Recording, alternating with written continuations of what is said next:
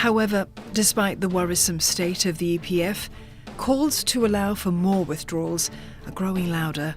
The reason? Inflation has ballooned the cost of living.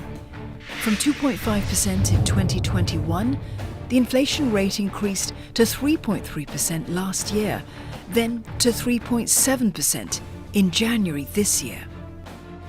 And in terms of purchasing power, actually it's slightly more difficult because one, prices has gone 2020 to 2022 because crude price within the period has doubled.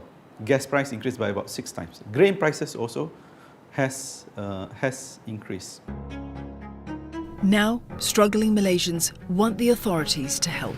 According to one survey, over 60% of respondents said the government hasn't done enough to address the high cost of living. This leaves the government with a quandary. Resist calls to draw on the EPF further to protect long-term financial health, or succumb to the pressure of a quick fix. Because we're having issues with income not being enough, not increasing in tandem with inflation rate, and a lot of jobs, quality jobs, are not easily available for Malaysians, and people who are outside of the urban areas might not necessarily have the accessibility to good jobs with good income. So these are structural issues, but a lot of these issues are always framed with a racialized narrative, and that's what has been capitalized by politicians to garner votes from voters, especially from the Malay community. Nak berhenti memang tak ada kerja pun. Umur macam saya pun kalau nak kerja tempat baru memang masalah. Cakap umur je pun akan ditolak lah kan.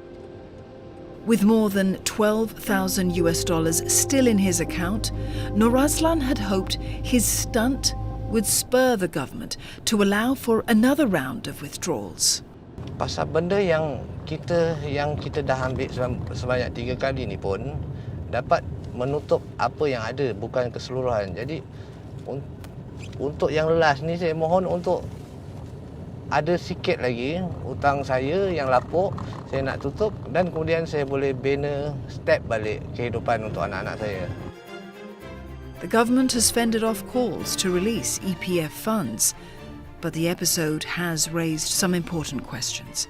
Were the previous allowances to draw down on EPF the right move, or has it created a looming retirement time bomb?